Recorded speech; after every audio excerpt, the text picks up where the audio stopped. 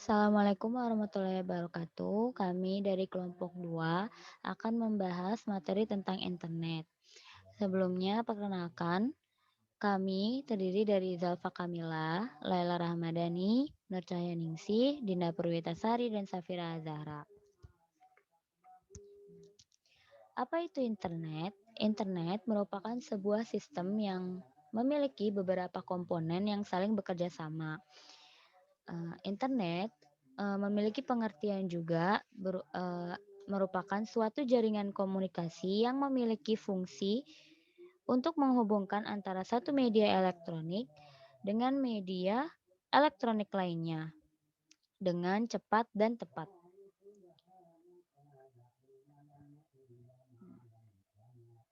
Nah, dalam penggunaan internet sendiri itu memerlukan perangkat komputasi.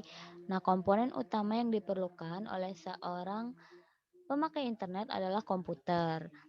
Namun seiring berjalannya waktu dengan teknologi yang semakin berkembang pesat, komputer sekarang sudah dapat digantikan dengan perangkat lain seperti telepon seluler, jam tangan pintar, televisi yang dilengkapi koneksi internet, laptop, dan sebagainya. Nah, internet merupakan jaringan komunikasi sehingga untuk memasuki jaringan internet harus digunakan jalur komunikasi. Nah, jalur komunikasi yang dapat digunakan untuk memasuki jaringan sistem cara lain adalah saluran telepon rumah atau seluler, saluran telepon fiber optik, gelombang radio waveline, gelombang satelit, dan saluran televisi kabel.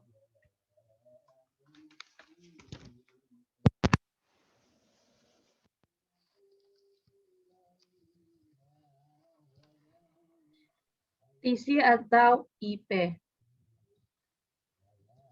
TC merupakan singkatan dari Transmission Control Protocol, sedangkan IP adalah singkatan dari Internet Protocol. Kedua protokol dijadikan satu nama sebab fungsinya yang saling bekerja sama dalam komunikasi data.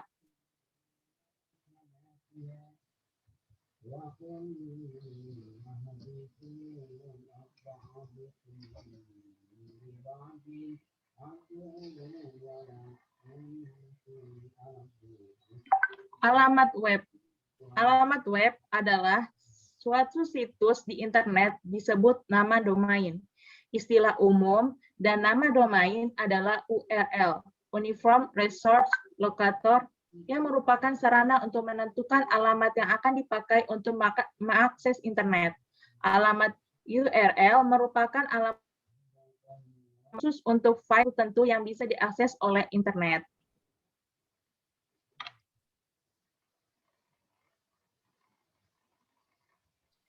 Domain. Domain merupakan kelompok alamat internet. Domain ditandai dengan nama terakhir alamat web, misalnya .com, .edu, .org, .gov, dan sebagainya.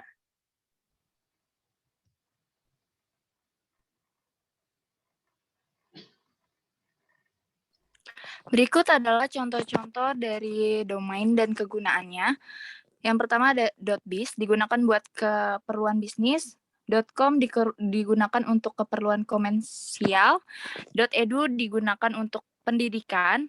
.info digunakan untuk informasi. .name digunakan untuk web pribadi. .net digunakan untuk internet. .org digunakan untuk organisasi. .pro digunakan untuk keperluan profesional. .aero digunakan untuk perusahaan penerbangan. .asia digunakan untuk domain di Asia. .cat digunakan untuk kategori. .coop digunakan untuk perusahaan corporation. .gov digunakan untuk pemerintah. .in digunakan untuk internasional. .jobs untuk pekerjaan. .mil digunakan untuk militer. .mobi digunakan untuk keperluan mobile communication. .tel digunakan untuk telekomunikasi. .museum digunakan untuk website museum. .travel untuk perjalanan. Selanjutnya. Penyediaan jasa internet. Penyediaan jasa internet atau PJ merupakan perusahaan yang memberikan layanan koneksi ke internet bagi para pelanggannya.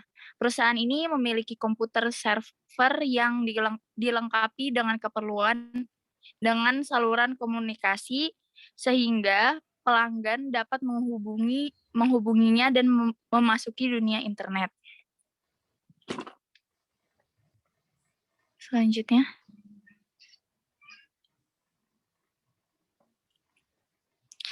Ada website. Website merupakan kumpulan halaman dalam suatu domain yang memuat tentang berbagai informasi agar dapat dibaca dan dilihat oleh pengguna internet melalui sebuah mesin pencari.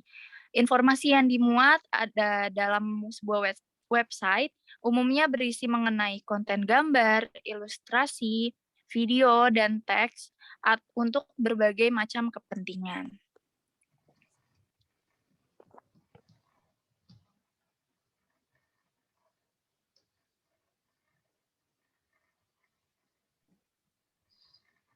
Manfaat internet. Pertama, komunikasi. Manfaat penting internet sebagai penyedia komunikasi antara para pemakainya dengan cara melakukan pertukaran data dan informasi dalam segala bentuk.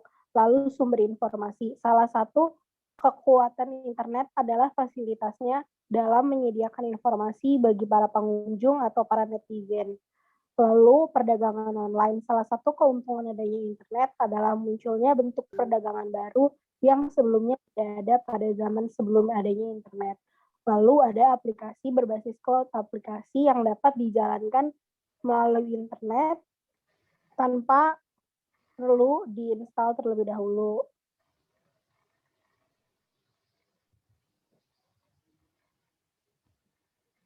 Lalu ada cloud computing. Dinamakan cloud computing karena informasi yang dapat diakses di awan atau ruang virtual. Perusahaan-perusahaan yang menyediakan layanan cloud memungkinkan para pengguna menyimpan file dan aplikasi dari server jarak jauh. Mereka juga bisa mengaksesnya asalkan ada sambungan internet. Ini berarti dapat mengakses file tersebut. Cloud computing bersifat publik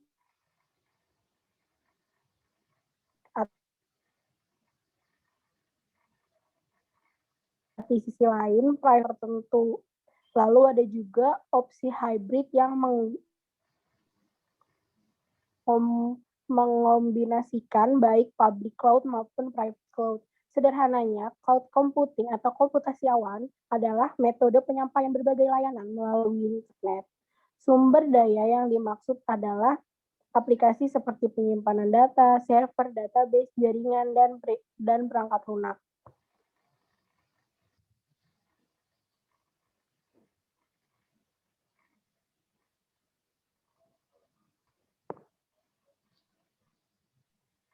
Selanjutnya ada tipe cloud computing. Tipe cloud computing di sini tuh ada 3. Yang pertama adalah software as a service atau SaaS, yaitu yang melibatkan suatu lisensi aplikasi perangkat lunak kepada penggunanya. Lisensi ini biasanya diberikan melalui metode pay as you go atau on demand. Tipe seperti ini bisa ditemukan di Microsoft Office 365. Yang kedua itu adalah infrastruktur as a service atau IaaS, yang melibatkan metode untuk mengirimkan suatu file dari sistem operasi ke server dan penyimpanan. Melalui konektivitas berbasis IP sebagai bagian dari layanan on demand, jadi klien itu tidak perlu membeli perangkat lunak atau server. Contoh populernya dari tipe ini adalah public cloud dari Indonesian Cloud dan Microsoft Azure. Yang ketiga itu platform as a service atau PaaS. Platform untuk membuat perangkat lunak yang dikirimkan melalui internet. Platform ini merupakan yang paling kompleks di antara kedua layanan lainnya dan hampir mirip dengan software as a service. Contohnya itu dari platform as a service adalah Salesforce.com atau Heroku.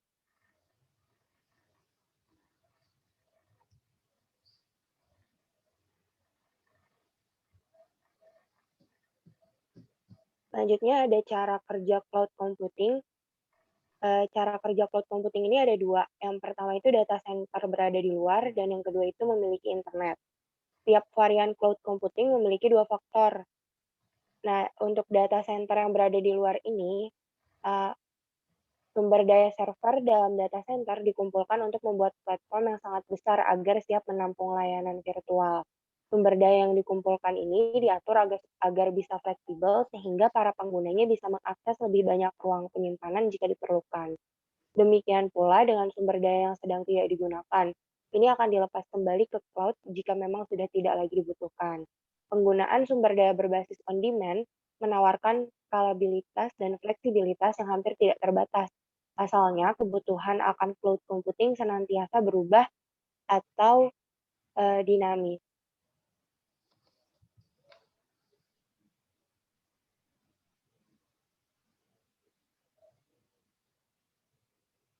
Yang terakhir itu ada keuntungan dari cloud computing. Keuntungannya itu bukan sekedar bisa mengakses file secara mudah, tetapi juga penggunanya dapat mengecek email di komputer manapun atau bahkan menyimpan serta mengakses file dari manapun seperti Dropbox atau Google Drive. Perusahaan-perusahaan yang menggunakan cloud dapat memangkas biaya secara manajemen secara signifikan, dalam artian irit biaya. Sebelum adanya cloud, perusahaan harus memiliki, membangun manajemen informasi teknologi atau IT mereka sendiri. Sebaliknya, dengan adanya cloud, perusahaan hanya membutuhkan pusat server dan divisi IT agar memastikan internet yang dimiliki cepat dan stabil, agar karyawannya bisa berinteraksi dengan cloud secara online. Cloud membuat para karyawan bisa menghemat ruang penyimpanan di laptop atau komputer. Saat ada perangkat lunak atau program membutuhkan update, tinggal download saja tanpa menggunakan cara tradisional seperti menggunakan disk atau flash drive. Jadi secara tidak langsung, keuntungan dari cloud computing ini adalah irit biaya, meningkatkan produktivitas, kecepatan, efisiensi, performa, dan keamanan, serta menghemat ruang penyimpanan pada laptop atau komputer.